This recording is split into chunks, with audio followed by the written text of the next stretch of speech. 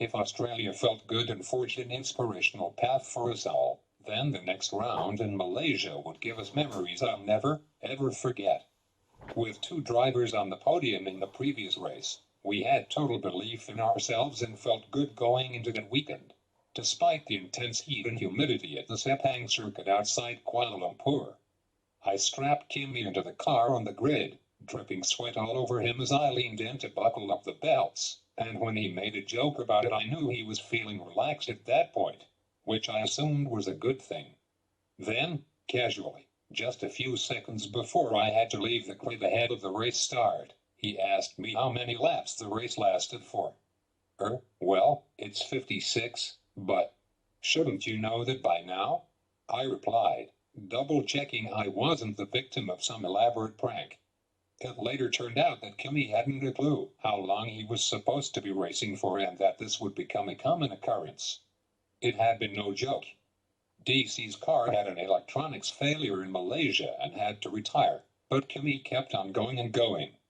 The rate of technical development back then was so relentless and extreme that F1 cars and their engines were never the same 2 races in a row, which resulted in a lot of experimental parts and inevitable mechanical risk. So when Kimi was leading one of the hottest and toughest Grand Prix in the world, having never won one before, either as a crew or even by himself, we were all tense. I couldn't take my eyes off the garage monitors. My fingers were crossed and my knees bounced with nervous energy as I sat watching on, hoping. Management wanted Kimi to slow his pace towards the end, and I could understand why. We had a huge 30-second lead over the car behind, and with just a few laps to go everybody was concerned about the engine holding out.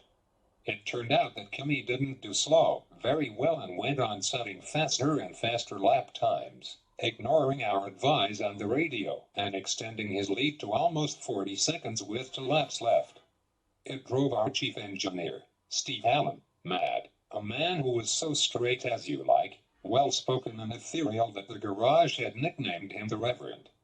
Kimi, we've got 40-second lead. I want you to back off now and bring the car home, said the Reverend on the radio. Silence. Another half a lap passed. Kimi, this is serious now, warned the Reverend. We really need you to back off and lower the engine mode on the steering wheel. The cone suddenly exploded into life. Just stop talking. I know what I'm fucking doing.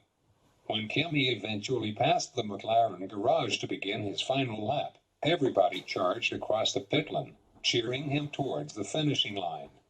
I still felt nervous, though. I figured it was too premature to celebrate, and as I stared at the TV screens, taking in the exciting scenes, I couldn't quite allow myself to believe that we might actually be achieving the ultimate, a Grand Prix win. Then, realizing the giant spectator viewing screens outside would still enable me to see the closing stages, I allowed myself to break away from the garage monitors and ran into the pit lane to join the gang. Finding a gap among the melee of black pit stop suits crowding around for a glimpse of F1 single quote newest race winner was hard work, but somehow I wriggled through. I wasn't going to miss this moment for anything. Kimi took the checkered flag and won his and our first ever Formula One Grand Prix. The relief, the adrenaline, the emotion, it was a moment I'll never forget.